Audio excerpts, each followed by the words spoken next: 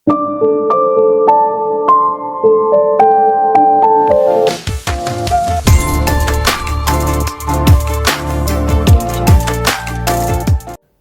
Tears, வணக்கம். Welcome back to my channel voice of Vinodhini. ஒரு historical ட்ராமாவை நம்ம பார்க்க ஸ்டார்ட் பண்ண போகிறோங்க. அந்த ட்ராமாவுக்கு நான் வச்சிருக்க பேர் வந்து ராஜா மகள்.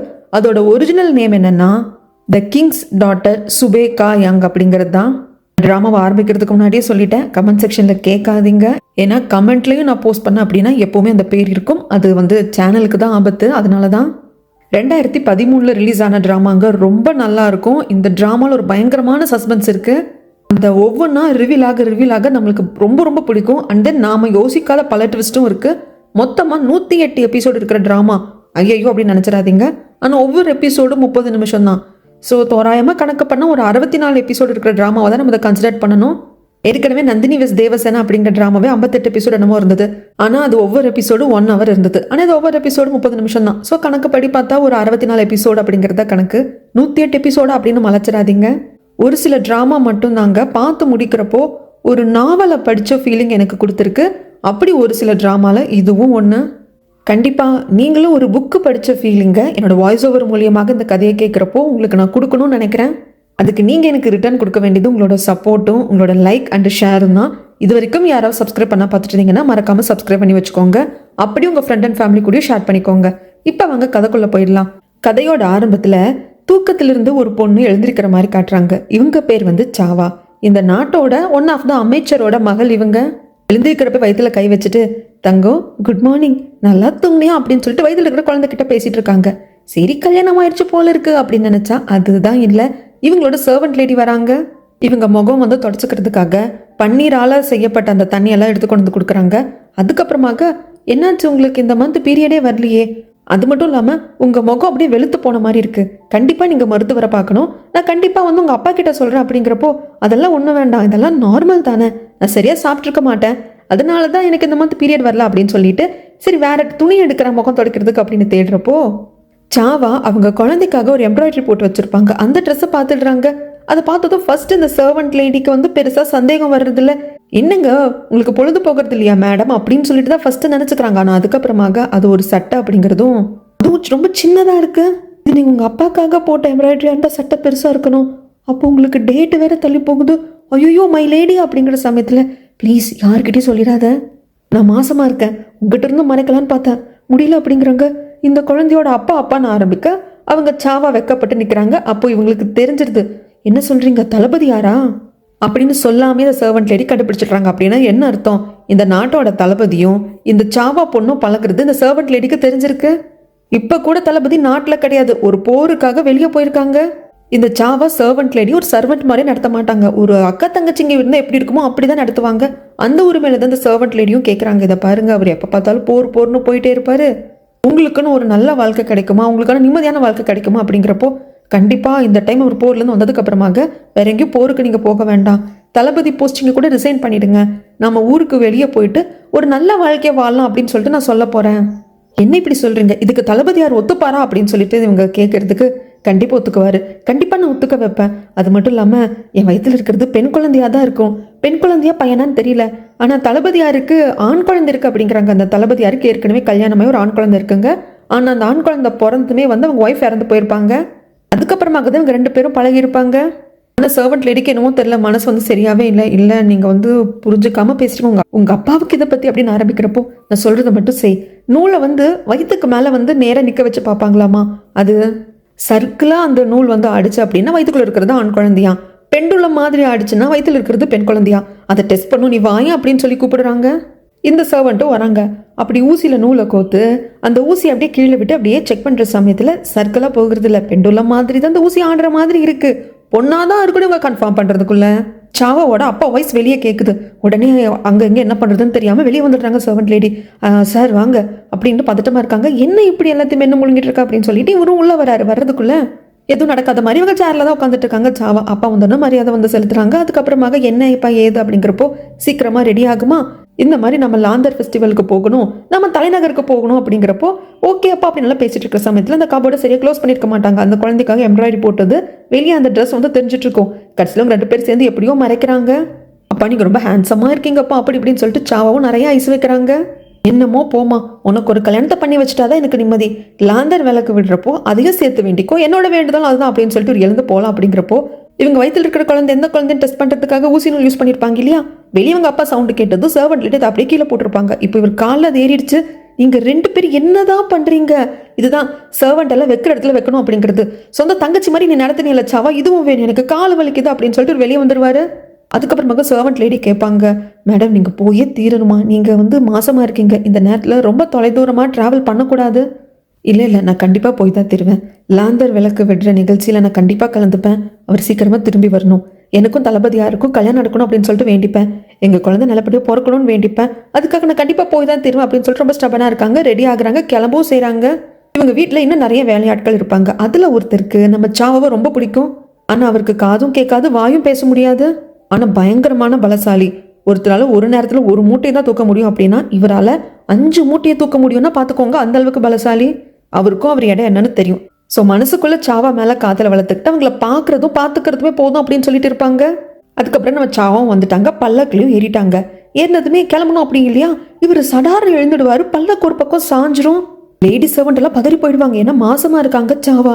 மேடம் நீங்கள் ஓகே தானே அப்படின்னு கேட்கறதுக்கு, ஆனால் ஓகே தான், ஒன்றும் பிரச்சனை இல்லை அப்படின்னதும் இவங்களுக்கு ஓகே தான். ஆனால் இவங்க அப்பாவுக்கு கோவம் வந்துடுது. 10 அடி கொடுங்க அந்த அடிமைக்கு அப்படின்னு சொல்கிறாங்க. கடைசியில் அப்பா ரொம்ப நல்ல நாள், இன்னைக்கு நல்ல விஷயத்துக்காக போகிறோம், எதுக்கு பார்த்தா தெரியாமல் பண்ணியிருப்பாங்க, விட்டுருங்க அப்படின்னாலும் இவர் கேட்கறது இல்லை. 10 அடிக்கு பதிலாக 3 அடியாவது கொடுக்கணும் அப்படின்னு சொல்லிடுறாங்க. ஆனால் அப்போ கூட அடி வாங்கின அந்த அடிமைக்கு அடி வாங்கினது கூட பெருசாக வலிக்கல. ஐயோ நம்ம இப்படி தப்பு பண்ணிட்டோமே, உள்ளே இருக்கிற சாவாக்காவது அடிபட்டிருக்குமோ அப்படின்னு சொல்லிட்டு தான் வேதனைப்படுவார். அதுக்கப்புறமாக பல்லக்கு கிளம்பிடும். அந்த சமயத்தில் அப்பா இன்னைக்கு வெதரும் நல்லா இருக்கு, நாமளும் தலைநகருக்கு போயிட்டு இருக்கோம், நீங்கள் ஏன் இப்போ ஒரு மாறி இருக்கீங்க அப்படிங்கிறப்போ, இல்லைம்மா நாம் இந்த ஊருக்கு 3 வருஷம் ஆச்சு, இந்த ஊரை நல்லபடியாக பார்த்துக்கிறது கொள்றதுன்னு சொல்லிட்டு அரசர் என்ன அப்பாயின்மெண்ட் பண்ணி இங்கே விட்டுருக்காரு. ஆனால் இந்த இடத்துல இருக்கிறத விட தலைநகரில் இருக்கிறது எனக்கு பிடிச்சிருக்கு. ஏன்னா இந்த ஊரில் நான் போய் உனக்கு எங்கிட்ட மாப்பிள்ளை பார்க்கறது, நல்ல செல்வந்தரோட வீட்டில் தான் நான் உனக்கு கட்டி கொடுக்கணும்னு நினைக்கிறேன். ஆனால் இந்த ஊரில் இருக்கிற ஒரே ஒரு நல்ல வீடு நம்மளோட வீடு தான், அதுவும் நான் அமைச்சராக இருக்கிறதுனால. அதனால அரசர்கிட்ட நான் இதை பற்றி பேச போகிறேன் அப்படிங்கிறாங்க. மனசுக்குள்ளே சாவா யோசிக்கிறாங்க, ஐயோ அப்பாட்ட சீக்கிரம் சொல்லணும், தளபதியாரை நான் காதலிக்கிறத பற்றி சொல்லணும், சீக்கிரமாக போர் முடிச்சுட்டு வாங்களே அப்படின்னு சொல்லிட்டு மனசுக்குள்ளேயே நினச்சிக்கிறாங்க சாவா.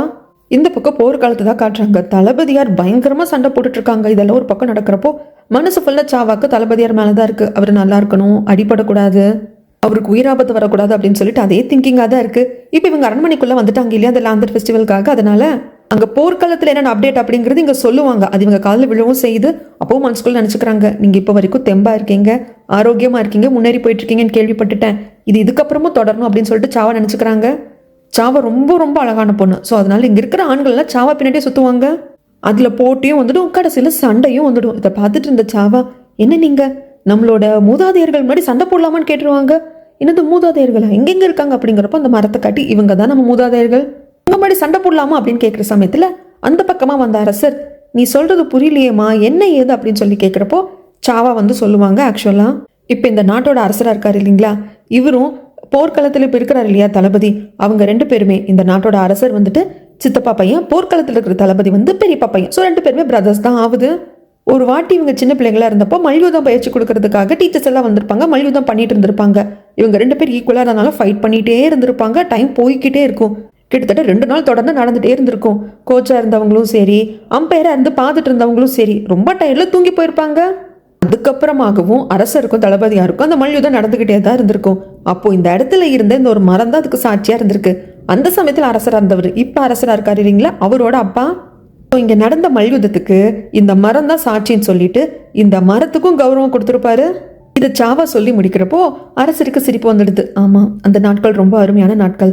எனக்கும் தளபதியாருக்கும் 3 வருஷம் தான் வித்தியாசம். என்னை விட 3 வருஷம் பெரியவர் தான் தளபதியார். எனக்கு அப்போ 15 வயசு, அப்போ தளபதியாருக்கு 18 வயசு. என்னை விட சின்ன பையன் கூட சண்டை போடுறோமே அப்படின்னு சொல்லிட்டு அதை மனசில் வச்சுக்கிட்டு எனக்கேற்ற மாதிரியே ஃபைட் பண்ணாரு அப்படின்னு சொல்லிட்டே இருக்காங்க. அது மட்டும் இல்லாமல், சரிம்மா அப்போது இந்த கதையெல்லாம் உனக்கு தெரிஞ்சிருக்கு அப்படின்னா உனக்கு இதுவும் தெரிஞ்சிருக்கணுமே, அன்னைக்கு அந்த மல்யுத்தத்தில் வின் பண்ணது நானா தளபதியாரா, அது உனக்கு தெரிஞ்சிருக்கணுமே அப்படின்னு சொல்லிட்டு அரசர் கேட்குறப்போ சாவாக்கு என்ன பண்ணுறதுன்னு தெரியல, ஒரு மாதிரி தொண்டையெல்லாம் அடைக்குது. ஏன்னா இந்த கதை யார் மூலியமாக சாவாக்கு தெரிஞ்சிருக்கும், கண்டிப்பாக தளபதியார் தான் சொல்லியிருப்பாரு. 2 பேர் லவ் பண்ணியிருக்காங்க, அதனால சொல்லியிருப்பாரு. அப்போ அன்னைக்கு வின் பண்ணது யாருங்கிறதே சொல்லியிருப்பாங்க. ஆனால் சொல்றதுக்கு சாவாக்கு கொஞ்சம் பயமா இருக்கு. ஏன்னா அன்னைக்கு நடந்த மல்யுத்தத்தில் வின் பண்ணது அரசர் கிடையாது, தளபதியார் தான்.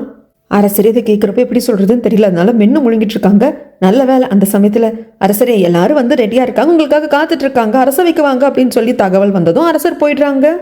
அதுக்கப்புறமாங்க இவங்கள மாதிரியே மற்ற அமைச்சர்களோட பெண்களும் அங்கே வந்திருப்பாங்க. அவங்க எல்லாருக்குமே சாவா மேல ஒரு பொறாம இருந்துகிட்டே இருக்கும். அது எல்லாத்தையும் கொஞ்சம் ஜாடமாடியா காமிச்சுக்கிட்டு தான் இருப்பாங்க. இவன் மட்டும்தான் பெரிய அழகின்னு நினைப்பா, அப்படி இப்படி நல்லா சொல்லி ஜாடமாடியா பேசுவாங்க. சாவாதை பெருசாக எடுத்துக்க மாட்டாங்க. அந்த இடத்துல மீன்களுக்கான ஒரு சின்ன குளம் மாதிரி இருக்கும், அதை தாண்டறதுக்கு ஒரு சின்ன பாலமும் இருக்கும். அந்த பொறாம பிடிச்ச மற்ற பெண்கள் ஒருத்தி சொல்லுவா, கன்னி பெண்களால் மட்டும்தான் இந்த பாலத்தை தாண்ட முடியுமா, அப்ப மீன்கள் கண்டுக்காது. கன்னித்தன்மை இல்லாத பெண்கள் இந்த பாலத்தை தாண்டறப்போ மீன்கள் அண்ணா தான் அந்த பொண்ணை பார்க்க ஆரம்பிச்சிடும் அப்படின்னு சொல்லுவாங்க. இதெல்லாம் நம்புறியா, இதெல்லாம் ஜஸ்ட் ரூமர், இதெல்லாம் கட்டுக்கதை அப்படின்னு சொல்லிட்டு தான் சாவோட சர்வன்ட் லேடி எல்லாருமே வந்துட்டு சொல்லுவாங்க.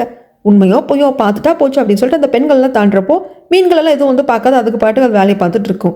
சரி இப்போ நீ தாண்டி வாயா அப்படிங்கிறப்போ, சரியா தப்பான்னு தெரியல, ஆனால் நம்ம கன்னி பொண்ணு கிடையாது, நம்ம ப்ரெக்னெண்ட்டாக வேற இருக்கோம், இந்த பாலத்தை நம்ம கடக்கலாமா என்னன்னு சொல்லிட்டு சாவா யோசிக்கிறாங்க. ஆனால் இப்படி நின்னாலும் வந்து ரொம்ப தப்பாக போயிடும் அப்படின்னு சொல்லிட்டு பாலத்தில் ஏறி வர்றப்போ மீன்கள் எல்லாம் சாவாவை வந்து அண்ணாந்து பார்க்க ஆரம்பிச்சிடுது. அவங்க இருக்கிற இடத்துக்கே வருது.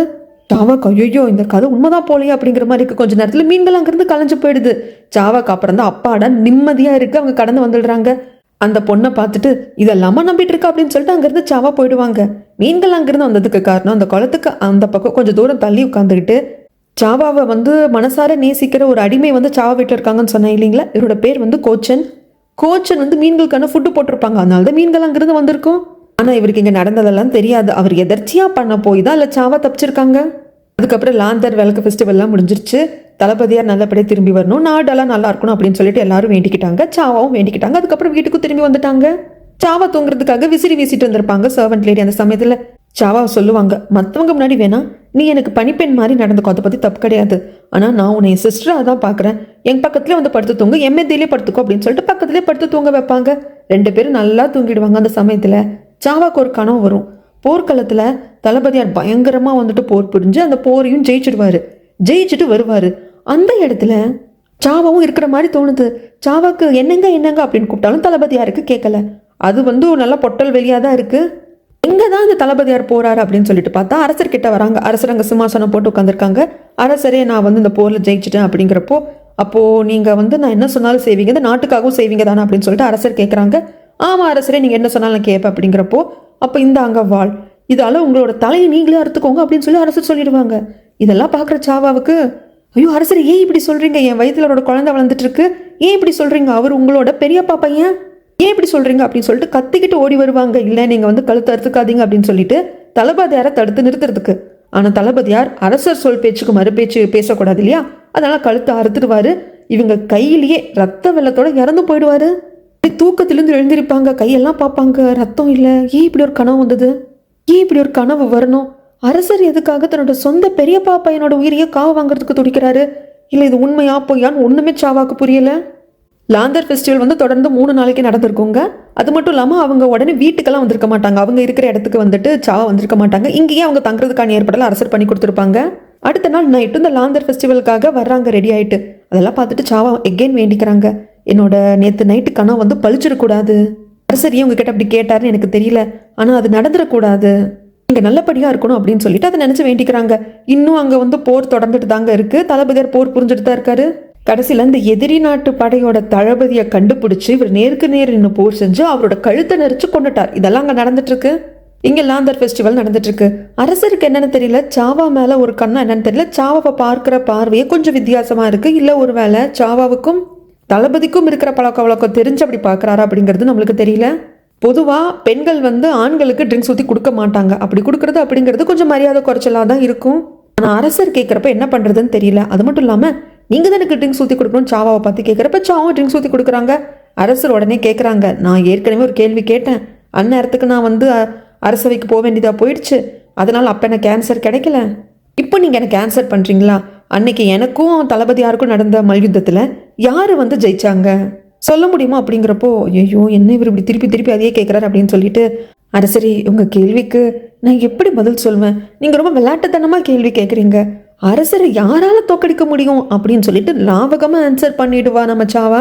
அரசருக்கும் சந்தோஷம், சாவோட அப்பாவுக்கும், அப்பாடா இந்த புள்ள ஏதாவது சொல்லிடுவாளான்னு பயந்த, நல்லபடியாக தப்புச்சா அப்படிங்கிற மாதிரி தான் அவருக்கு இருக்கும். அந்த சமயத்தில் அரசர் வந்து சாவோட அப்பாவை பார்த்து கேட்பாங்க, இவங்க உங்களோட மகள் தானே, நீங்கள் எங்கே போனாலும் உங்கள் மகள் உங்கள் கூட தானே வருவா அப்படிங்கிறப்போ, ஆமா அரசரே அப்படிங்கிறாங்க. சரி, நம்மளோட ராஜ்யத்துல அந்த இன்னொரு பக்கம் வந்து சரியா இல்லை, மக்கள் ரொம்ப கஷ்டப்பட்டுட்டு இருக்காங்க, அங்க கொள்ளையர்களோட ஆதிக்கமும் அதிகமா இருக்கிற மாதிரி இருக்கு. நீங்க என்ன பண்ணுங்க, அங்க போங்க, அங்க போயிட்டு எல்லாமே வந்து சரி பண்ணுங்க அப்படிங்கிற சமயத்துல அரசரே, இப்போ நாங்க இருக்கிற பிளேஸுக்கே நீங்க வந்து என்ன 2 வருஷம் தான் அனுப்பிச்சிங்க. அந்த இடத்துல நிலைமையெல்லாம் சுமூகமானதுக்கு அப்புறமாக ரிட்டர்ன் என்ன தலைநகரத்துக்கே வந்து கூப்பிட்டுக்கிறதாக நீங்க சொன்னீங்க. ஆனா 3 வருஷமே ஆயிப்போச்சு.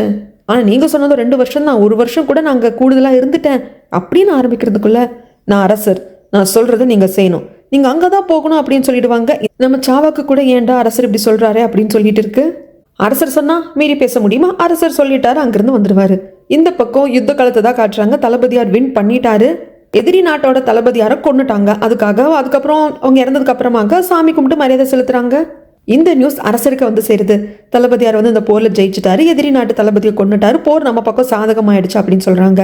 இதை கேட்க எல்லாரும் சந்தோஷப்படுறாங்க. அரசர் ட்ரிங்க்ஸ் குடிச்சிட்டு அவர் முகத்துல சந்தோஷம் இல்லை அப்படிங்கிறத சாவா நோட் பண்ணிக்கிறாங்க. சாவாக்கு இப்போ அந்த கனவோட கனெக்ட் ஆகுது. ஏன் தளபதியார் போர்ல ஜெயிச்சதுக்கு அரசருக்கு சந்தோஷமா இல்லை அப்படின்னு தோணுது. அன்னைக்கு நைட்டே சாவா அவங்க அப்பாவோட பல்லக்குல ஊர் திரும்ப வேண்டியதாக போயிடுச்சு. அந்த சமயத்துல சாவா கேட்பாங்க, ஏன்ப்பா ஒரு மாதிரி இருக்கீங்க, நீங்க தலைநகருக்கு வரணும்னு நினைச்சிங்க, அங்க செட்டில் ஆகணும்னு நினைச்சிங்க, முடியலங்கிற வருத்தமா அப்படிங்கிறப்போ, ஆமா தங்கச்சல மாதிரி நான் நினைச்சிருக்கேன், ஏற்கனவே நாம 3 வருஷமா இருந்த ஊர்லயும் உனக்கு சரியான மாப்பிள்ளை கிடைக்கல, என்ன பெரிய குடும்பம் இல்லாங்க. அரசர் சொன்னது 2 வருஷம் தான், சரி இன்னொரு வருஷம் கூடுதலாவே இருந்துட்டோம், அரசர் எங்கேயும் தலைநகருக்கே என்ன வானு கூப்பிட்டு பாரு, அங்க நிறைய செல்வந்தர்கள் இருப்பாங்க, வணிகம் பண்றவங்க இருப்பாங்க, இந்த மாதிரி பெரிய குடும்பத்தில் உன்னை கட்டி கொடுக்கலான்னு பார்த்தா இப்போ இன்னொரு இடத்துக்கு அனுப்புறாங்க. அந்த இடம் இன்னும் வந்து வர காடுமா, அங்க வந்து என்ன பண்றதுன்னு எனக்கு தெரியாது, நீயும் என் கூட வர வேண்டியதா போயிடுச்சு அப்படிங்கிறப்போ, அப்பா பரவாயில்லப்பா, இதுல என்ன இருக்கு, எல்லாம் வந்து நல்லதுதான், நல்லதே நினைங்க அப்படின்னு சொல்லிட்டு அப்புறம் வீட்டுக்கு வந்துருவாங்க. அப்போ சர்வெண்ட் லேடி வந்து சாவா கிட்ட சொல்லுவாங்க, என்ன இப்படி ஆயிப்போச்சு, நீங்க தலைநகர்ல இருந்தீங்க அப்படின்னா தளபதியார் கூட உங்களுக்கு இன்னுமே கூட கொஞ்சம் நல்ல ஒரு நெருக்கம் ஏற்பட்டிருக்கும், நீங்க சீக்கிரம் கல்யாணம் பண்ணிக்கிறதுக்கும் வசதியா இருக்கும். இப்போ இருக்கிற ஸ்டேட்டை விட இன்னொரு ஸ்டேட் வந்துட்டு ரொம்ப தூரமா இருக்கு தலைநகரை விட்டு தள்ளி அப்படின்லாம் சொல்றாங்க. எனக்கு அதை பற்றியெல்லாம் கவலை கிடையாது, தளபதியார் எந்த ஒரு பிரச்சனையும் இல்லாமல் நல்லபடியாக திரும்பி வர போறாரு, போர்லையும் ஜெயிச்சாரு, எனக்கு அதே போதும் அப்படிங்கிறப்போ, இதை பாருங்க மைலேடி, நான் சொல்றேன் தப்பா எடுத்துக்காதீங்க, ஆண்கள் எப்பவும் பெண்கள் கிட்ட பழகுறப்போ பழகுவாங்க, ஆனா ஏதோ ஒரு ரிலேஷன்ஷிப்ல கனெக்ட் ஆனா மட்டும்தான் அது கடைசி வரைக்கும் அதை கொண்டு போகணும்னு நினைப்பாங்க. நீங்க தளபதியார் ஊர் திரும்பினதும் நீங்க எப்போ அவர் மீட் பண்றீங்களோ அந்த சமயத்துல அவரோட குழந்தைய நீங்க வயிற்றுல சுமந்துட்டு இருக்கேன் அப்படிங்கிறத சொல்லிடுங்க, அப்ப கண்டிப்பா அவர் உங்களை உடனே கல்யாணம் பண்ணிப்பாரு அப்படிங்கிறப்போ, இல்ல நான் அப்படிலாம் சொல்ல மாட்டேன், என்னை அவர் திருமணம் பண்ணிக்கிறது அப்படிங்கிறது இயற்கையா நடக்கணும், அவர் என்ன காதலிக்கிறார் அதுக்காக நடக்கணும், அவர் குழந்தைய நான் வயிற்றுல சுமந்துட்டு இருக்கேன் அப்படிங்கிற ஒரு கட்டுப்பாடுக்காகவும் அந்த கமிட்மெண்ட்டுக்காக அவர் கல்யாணம் பண்ணிக்க கூடாது, அதனால நான் அவர்கிட்ட வந்ததும் சொல்ல போறது இல்லை, அவர் என்ன திருமணம் பண்ணிக்க போறேன் அப்படின்னு சொன்னதுக்கு அப்புறமாக தான் சொல்லுவேன், அது நேச்சரா நடக்கணும் அப்படின்னு சொல்லிடுவாங்க. அதுக்கப்புறமாக அரசரை தான் காட்டுவாங்க. தளபதியார் போர்ல ஜெயிச்சுட்டு வந்தது அரசருக்கு பிடிக்கவே இல்லை, அது நல்லாவே ஒரு மூஞ்சில் அப்பட்டமா தெரியுது. தன்னோட சர்வன்ட் கிட்ட சொல்லிட்டு என்னோட வீரவாளை எடுத்துட்டு வாங்கன்னு சொல்றாங்க. அதை அவர் ஒரு சைஸா பாக்குறாரு. அதை பாக்குறப்பவே சாவாவோட கனவு பழிச்சிருமோ அப்படின்னு தான் நம்மளுக்கு தோணும். இங்க சீன் அப்படியே கட் பண்ணா சாவாவோட அப்பா இன்னும் சில மந்திரிகளத்தையும் கூப்பிட்டு பேசிட்டு இருப்பாங்க. நாமெல்லாம் எந்த அளவுக்கு லாயலா இருந்தோம், என்னமோ தெரியல, அரசர் வந்து தலைநகருக்குள்ளேயே வர விட மாட்டேன்றாரு, தள்ளி தள்ளி வைக்கிறாரு, நமது நாட்டுக்காக எந்த அளவுக்கு உழைச்சிருப்போம், அரசரோட அப்பா அரியணையில் இருந்த சமயத்துல கூட நம்ம எந்த அளவுக்கு உழைச்சிருக்கோம், எனக்கு என்னமோ அரசர் இது வேணும்னு தான் பண்றாரு, நம்ம ஒவ்வொருத்தரையும் அங்கிருந்து களை எடுக்க பாக்குறாரு, நாளைக்கு நீங்களும் அதுல இருப்பீங்க, பக்கத்து நாட்டு ராஜாங்கத்துக்கு என்ன நடந்ததுன்னு உங்களுக்கு தெரியாதா, அந்த அரசரா பதவி ஏற்றதுக்கு அப்புறம் உதவி பண்ண எல்லாரையுமே கொண்டுட்டாரு அப்படின்னு சொல்லிட்டு இன்னும் 4-5 பேர் கூட சேர்த்திக்கிறாங்க சாவாவோட அப்பா. இந்த பக்கம் போர்ல ஜெயிச்சதை வந்து கொண்டாட ரீதியா மக்கள் எல்லாம் 2 பக்கமும் நின்று நம்ம தளபதியார வரவேற்கிறாங்க. இந்த நியூஸ் அரசருக்கும் வருது. இந்த பக்கம் சாவாவை காட்டுறாங்க. குழந்தையோட அந்த ட்ரெஸ்ஸுக்கு வந்து எம்ப்ராய்டரி போட்டுட்டு இருக்காங்க. செரி பழத்தை தான் எம்ப்ராய்டரியா போட்டுட்டு இருப்பாங்க. பொண்ணுங்களுக்கு பொதுவாக இந்த மாதிரி கலர்ஸ் தானே பிடிக்கும் அப்படின்னு சொல்லி பேசிட்டு இருக்காங்க.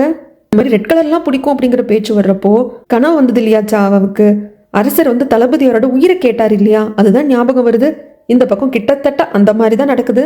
தளபதியார் வந்து மண்டிட்டு, அரசரே என்னோட வெற்றியை நான் உங்களுக்கு சமர்ப்பிக்கிறேன் அப்படின்னு சொல்றாங்க. ஆனா அரசர் முகத்துல ஜெயிச்சிட்டோங்கிற சந்தோஷமும் இல்லை, தளபதியார் நல்லபடியா வந்துட்டாரே, தளபதியார் அப்படிங்கிறத காட்டிலும் தன்னோட பெரியப்பா பையன் அண்ணன் வந்துட்டானே அப்படிங்கிற சந்தோஷமும் இல்லை.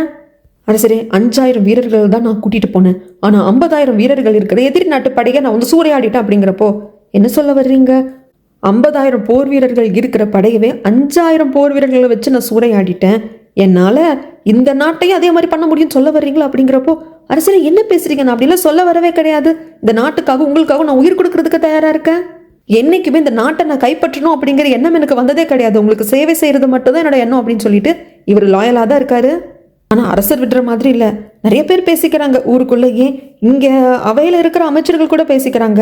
இப்ப இருக்கிற அரசரானா என்னோட காலம் வந்து முடிச்சு போச்சான், எனக்கு அந்த அளவுக்கு டேலண்ட் இல்லையா, அடுத்த அரசரா நீங்க தான் வரணுமா, உங்க காலம் தான் அரசரா ஸ்டார்ட் ஆக போகுதுன்னு பேசிக்கிறாங்க. அப்படிங்கிறப்போ அந்த மாதிரி துளி எண்ணம் கூட எனக்கு கிடையாது அரசரே, நான் உங்களுக்கு மட்டும்தான் சேவை புரிவேன், உங்க இடத்துக்கு வர்றதுக்கு என்னைக்குமே நினைச்சதில்ல அப்படின்னு சொல்லிட்டு ரொம்ப வந்து இது பண்ணி சொல்வாரு. இவர் மனசார தான் சொல்றாரு. அரசர் அப்படியே நக்கலா, ஓ நீ அந்த அளவுக்கு லாயலா இருக்கிறவனா, உன்னோட இந்த விசுவாசம் எந்த அளவுக்கு போகும், எந்த எல்லை வரைக்கும் போகும் அப்படின்னு கேட்குறப்போ, அரசரே நீங்க சொன்னீங்க அப்படின்னா நெருப்புக்குள்ள குதிக்கிறதுக்கும் நான் தயாரா இருக்கேன், கடலுக்குள்ள குதிக்கிறதுக்கும் தயாரா இருக்கேன் அப்படின்னு சொல்லிடுவாங்க. இந்த பக்கம் எம்ப்ராய்டரி போயிட்டு இருந்த சாவாவுக்கு அந்த ஊசி கையில போட்டு ரத்தம் வந்துடும். இந்த பக்கம் அரசர் அவரோட வாழை எடுப்பாரு, அந்த வாழை உரைய விட்டு எடுத்து அப்படியே பாப்பாரு பாருங்க. இந்த பக்கம் சாவாக்கு என்னவோ தப்பா இருக்கே அப்படிங்கிற மாதிரி தோணிக்கிட்டே இருக்கும். இதுக்கு அரசர் இப்படி பண்றாரு அப்படின்னு சொல்லிட்டு தளபதி யாருக்கும் புரியல. அப்படி உரையை விட்டு எடுத்தவர் எங்கேன் அந்த உரக்குள்ளைய போட்டுட்டு, இதை பாருங்க என்னோட வாள், இது நீங்க வச்சுக்கோங்க அப்படின்னு சொல்லி கொடுப்பாங்க. அரசரே என்னது இது உங்களோட வாள், அதாவது அரசரா இருக்கிறவர் மட்டும் பயன்படுத்தக்கூடிய வீரவாள், இது கொடுக்குறீங்களே அப்படிங்கிறப்போ, ஏன்னா உங்களோட விசுவாசத்துக்கு நான் செய்யற மரியாதை, நீங்க தானே சொன்னீங்க உங்களோட விசுவாசத்தை நிரூபிக்கிறதுக்கு எந்த எல்லைக்கு வேணா போவேன்னு சொல்லிட்டு, அந்த எல்லை இதுதான், அரசரா இருக்கிற நான் மட்டும் வச்சுக்கக்கூடிய வீரவாளை நீங்க வச்சுக்கணும் அப்படின்னு சொல்லி கொடுத்துருவாங்க. சரி அரசரே சொல்றப்ப அதையும் ஒரு வாங்கிப்பாரு. அதுக்கப்புறமாக அரசர், போர்ல நம்ம ஜெயிச்சிருக்கோம், நீங்க வெற்றியோட வந்திருக்கீங்க, இதை நான் கொண்டாடுறதுக்காக காட்டுக்குள்ள நான் வேட்டையாட போறேன் அப்படிங்கிறப்போ தளபதியார் வந்து உடனே வந்து சொல்லுவார், ரெஸ்ட் கூட வேண்டாம், எனக்கு வேண்டியது கிடையாது, நான் உங்களை பாதுகாப்பா எஸ்கார்ட் பண்ணி கூப்பிட்டு போறேன் அப்படிங்கிறதுக்கு, வேண்டாம் நீங்க இப்பதான் வந்திருக்கீங்க, ரெஸ்ட் எடுங்க. அது மட்டும் இல்லாம நம்மளோட நாட்டோட இன்னொரு பகுதியில் கூட பக்கத்து நாடு வந்து ஏதோ வந்து ஃபைட் பண்றதுக்கு ரெடியா இருக்கிற மாதிரி இருக்கு, நீங்க அங்க போகணும் அப்படின்னு சொன்னதும் தளபதியாருக்கு அசிஸ்டன்ட் தளபதினு ஒருத்தர் இருப்பாரு. அவர் அசிஸ்டன்ட் தளபதி மட்டும் கிடையாது, தளபதியாரும் அவரு சின்ன வயசுல இருந்து ஃப்ரெண்ட்ஸ். அவர் வந்துட்டு, அரசரே தளபதியார் இப்பதான் வந்திருக்காரு, அவரோட வாளை கிளீன் பண்ணணும், அவருக்கு நிறைய காயங்கள் பட்டிருக்கு, அதுக்கு மருந்து போடணும், அவருக்கு போதுமான உறக்கம் வேணும், ரெஸ்ட் வேணும், உடனே அடுத்த போருக்கு அனுப்பிச்சா எப்படி அரசரே அப்படின்னு சொல்லி கேட்குறப்போ, நான் ஒன்றும் உடனே எல்லாம் போக சொல்லலையே அப்படிங்கிறாங்க. கொஞ்சம் அங்கே சலசலப்பு வந்துடுது. சில அமைச்சர் இருந்துட்டு, ஆமா இவருக்கே சான்ஸ் கொடுத்தா எப்படி, வேற ஒரு தளபதிக்கு நம்ம சான்ஸ் கொடுக்கலாம், நம்ம நாட்டில் வீரர்களுக்கா பஞ்சம் அப்படின்னு சொல்றாங்க. ஆனால் அதில் இன்னொருத்தர், இருக்கட்டுமே, இப்போ எல்லாத்த விட போர் தான் முக்கியம், நம்ம நாட்டை போர் புரியறதுக்காக வர்றவங்க கிட்ட இருந்து நம்ம நாட்டை பாதுகாக்கிறது தான் முக்கியம் அப்படின்னு சொல்லிட்டு நிறைய பேர் பேசிக்கிட்டே இருப்பாங்க.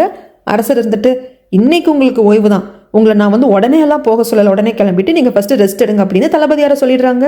தளபதியாரும் சரின்னு சொல்லிடுறாங்க, ஏன்னா அரசர் பேச்சுக்கு ஒரு மறுத்து பேச மாட்டாங்க. இந்த நியூஸ் வந்துட்டு இவங்க இருக்கிற இடத்துக்கு வந்துடுச்சு. சாவாவோட சர்வன்ட் வந்து சொல்றாங்க, சாவா மேடம் உங்களுக்கு தெரியுமா, அரசர் இப்ப நாம இருக்கிற ஊருக்கு தான் காட்டுக்குள்ள வேட்டையாட வர போறாராமா, அரசர் வரான்னா கண்டிப்பா தளபதியார் கூட வருவாங்க, அது இல்லாம போரும் முடிச்சு போச்சு, அதுல தளபதியார் ஜெயிச்சிட்டாங்க அப்படின்னு சொன்னாங்க, அதனால கண்டிப்பா நீங்க தளபதி மீட் பண்ண போறீங்க அப்படின்னு சொல்லிட்டு ரொம்ப சந்தோஷப்படுறாங்க. இவங்களுக்கு தெரியாது அரசர் மட்டும் தான் வர போறாரு அப்படிங்கிறது. இந்த பக்கம் அரசர் வரான்னு தளபதியாரும் வருவார், அவரை பார்க்க போறோம் அப்படிங்கிற சந்தோஷத்துல சாவா பயங்கரமா ரெடி ஆயிட்டு இருப்பாங்க. இந்த பக்கம் சாவாவோட அப்பாவும், அரசர் என்ன ஏதோ கிழட்டு நாயின்னு நினைச்சிட்டு இருக்காரு, அப்படியே எலும்பு துண்டை தூக்கி போட்டா கவ்விட்டு போகிறதுக்கு, அரசரோட அப்பா வரைக்கும் நான் சேவை பண்ணவன், எனக்கு என்ன பண்ணணும்னு தெரியும், இவர் ஏதோ ஒரு வியூகம் அமைச்சிட்டு இருக்காரு. அது மட்டும் இல்லாம அரசர் இவங்க இருக்கிற ஊருக்கு தான் காட்டுக்கு வேட்டைக்கு வராரு அப்படிங்கிறதும் தெரிஞ்சு போச்சு. இங்க நம்ம சாவா ரெடி ஆயிடுவாங்க. ஆனா வெளியே வந்து அவங்களோட ஷூ ஒன்று கீழே கிடக்கும், எப்பவுமே அவங்க வெளியே வரப்போ ஷூ அவங்க போட்டுக்கிறதுக்கு தயாரா இருக்குமா, கீழே விழுந்ததை பார்த்ததும் கோச்சன் அதை எடுத்து தொடச்சு வைப்பாங்க. அந்த சமயத்துல வெளியே வந்தவங்க சாவா கூட ஒன்றும் சொல்லல, சர்வன்ட் லேடி எதுக்குடா தொட்ட, எதுக்குடா மேடமோட ஷூவை தொட்ட அப்படின்னு சொல்லிட்டு பயங்கரமா திட்டுவாங்க. அதுக்கப்புறமாக இதுக்கப்புறம் மேடமோட ஷூவில் தொடர வேலை வச்சக்கூடாது என்ன அப்படின்னு சொல்லிட்டு இந்த சர்வன்ட் லேடி திட்டிடுவாங்க. மேடம் நீங்க ஷூவை போட்டுக்கோங்க அப்படின்னு சொல்லி கொடுப்பாங்க. சாவா ஷூவை போட்டுக்கிட்டு திட்டலாம் மாட்டாங்க, கோச்சனை ரொம்ப ஸ்வீட்டா தான் பேசுவாங்க. நான் வந்து கேள்விப்பட்டிருக்கேன், நீங்க இருக்கிறவங்களே பலசாலியான ஆள் அப்படின்னு சொல்லிட்டு நான் கேள்விப்பட்டிருக்கேன், இன்னைக்கு தான் நான் பாக்குறேன், எனக்கு புரியுது, என்னோட ஒரு ஷூ கீழே விழுந்திருக்கு, அதை நீ எடுத்து வச்சிருக்க, நான் சரியாதான் புரிஞ்சுக்கிட்டேன் அப்படின்னு சொல்லிட்டு வருவாங்க. இப்படி சாவா தன்கிட்ட பேசினதே கோச்சனுக்கு ரொம்ப சந்தோஷம். ஷூவை போட்டுக்கிட்டு அங்கிருந்து ஓடின சாவா என்ன நினைச்சாங்கன்னு தெரியல, நின்று திரும்பி கோச்சனை பார்த்துட்டு போவாங்க. இங்க சாவாவோட அப்பாக்கு என்ன பிளான் அப்படின்னா, அரசரை விட தளபதியார் தான் சிறந்தவர், தளபதியார் கண்டிப்பா அரசர் கூட வந்து இந்த வேட்டைக்கு வர்றப்ப வருவாரு, தளபதியாரை நம்ம பக்கம் இழுத்துக்கணும், அவரை அரசராக்குறதுக்கு நாம முயற்சி பண்ணணும் அப்படிங்கிறப்போ அதெல்லாம் நடக்குமா, அரசருக்கு தளபதியார் வந்து உயிரை கூட கொடுப்பாரு, அவ்வளவு விசுவாசமான ஆளு, நாம வந்து தளபதியாரெல்லாம் வளைக்க முடியாது, நீங்க என்ன இப்படி பேசுறீங்க அப்படிங்கிறப்போ, இல்ல நாம நினைச்சா முடியும், அமைச்சர்களால தான் ஒரு ஆட்சியை கவுக்கவும் முடியும், உருவாக்க முடியும் அப்படின்னு சொல்லிட்டு இவங்க பிளான் பண்ணிட்டு இருப்பாங்க. அந்த இடத்துக்கு கரெக்டா நம்மளோட சாவா வந்துருவாங்க. ஏன்னா வெளியே போகணும்னா சாவா நினைச்சோன்னா போக முடியாது, அப்பா பர்மிஷன் வேணும் இல்லையா, அப்ப என்னன்னு தெரியலப்பா, 2 நாளா சாப்பிட்டதுல எனக்கு சரி ஜீரணமே ஆகலாம்ப்பா, அதனால நான் கொஞ்சம் தூரம் வாக் போயிட்டு வர்றேன்ப்பா அப்படிங்கிறப்போ, என்னம்மா நினைச்சிட்டு இருக்க, என் வீட்டுக்குள்ள நடந்தா பத்தாதான் அப்படிங்கிறப்போ, அப்பா வெளிக்காத்து வாங்கணும்ப்பா அப்படி இப்படின்னு சொல்லுவாங்க. சரிம்மா பார்த்து போயிட்டு வரணும், கூட இதை பாரு இந்த சர்வன்ட் லேடியை மட்டும் கூப்பிட்டு போகக்கூடாது, நம்மளோட ஸ்லேவ்ஸ்ல 2 பேர் இருக்காங்க இல்லையா அவங்களுக்கு கூப்பிட்டு போகணும்னு சொல்லுவாங்க. ஓகேப்பா தேங்க்ஸ்ப்பா அப்படின்னு சொல்லிட்டு அங்கே வந்து சாவா கிளம்பிடுவாங்க. ஆனால் கூட சர்வெண்ட் லேடி மட்டும்தான் கூப்பிட்டுப்பாங்க, வேற யாரையும் கூப்பிட்டுக்க மாட்டாங்க. அப்போ அங்கே கோச்சன் வேலை செஞ்சுக்கிட்டே இருப்பாங்களா. நிறைய லேடிஸ் பாத்தியா கோச்சன் எப்படி வேலை செய்யறான் அப்படின்னு சொல்ற சமயத்தில் ஏன் நான் கூட தான் எடுப்பேன், இது எடுக்க முடியாது அப்படின்னு சொல்லி ட்ரை பண்ணுறாங்க. எடுக்க முடியறதில்ல. நான் தான் சொன்னேன்ல இங்கே இருக்கிறதுல அந்த கோச்சன் 10 ஆம்பளைங்களுக்கு சமம் அப்படின்னு சொல்லிட்டு எந்த அளவுக்கு கோச்சன் ஸ்ட்ராங்கான பர்சன் அப்படிங்கிறத சொல்றாங்க. ஆனால் என்ன பலசாலியா இருந்து என்ன பிரயோஜனம், காதும் கேட்காது வாய் பேசவும் வராது அப்படின்னு சொல்லிட்டு இங்கே பெண்கள் எல்லாம் பேசிட்டு இருக்காங்க. அந்த சமயத்தில் திடீர்னு ஒரு ஆள் அங்கிருந்து ஓடி வருவான். அவனை நிறைய பேர் சுத்து போட்டு பிடிப்பாங்க. அங்கே சாவோட அப்பா வந்து நிற்பாங்க. எனக்கு தெரியும் இங்கே நாங்கள் என்ன பேசுகிறோம் கொள்கிறோம் அப்படிங்கிறத வேவு பார்க்கறதுக்காக அரசர் ஒரு ஆள் வச்சிருக்காங்க அப்படிங்கிறது எனக்கு நல்லா தெரியும். அது நீதாங்கிறது எனக்கு எப்போ தெரியும் அப்படின்னு சொல்லிட்டு கண்டுபிடிச்சிட்டாங்க. ஸோ அரசருக்கு தெரிஞ்சிருக்கு இந்த சாவோட அப்பா தனக்கு சாதகமானவன் கிடையாது, தன்னை கவுக்க பார்க்குறான் அப்படிங்கிற டவுட் இருந்திருக்கு. அதனால தான் ஸ்பை அங்கே செட் பண்ணியிருக்காரு. இந்த பக்கம் அரசர் வேட்டைக்கு வரப்போ நகருக்குள்ளே தானே வந்துட்டு வெளியே வருவார். அப்போ எல்லாரும் மக்கள் நின்று பார்த்துட்டு இருக்காங்க. ஆசாசியாக சாவும் பார்ப்பாங்க. ஐயோ தளபதியார் வந்திருக்காரான்னு சொல்லிட்டு.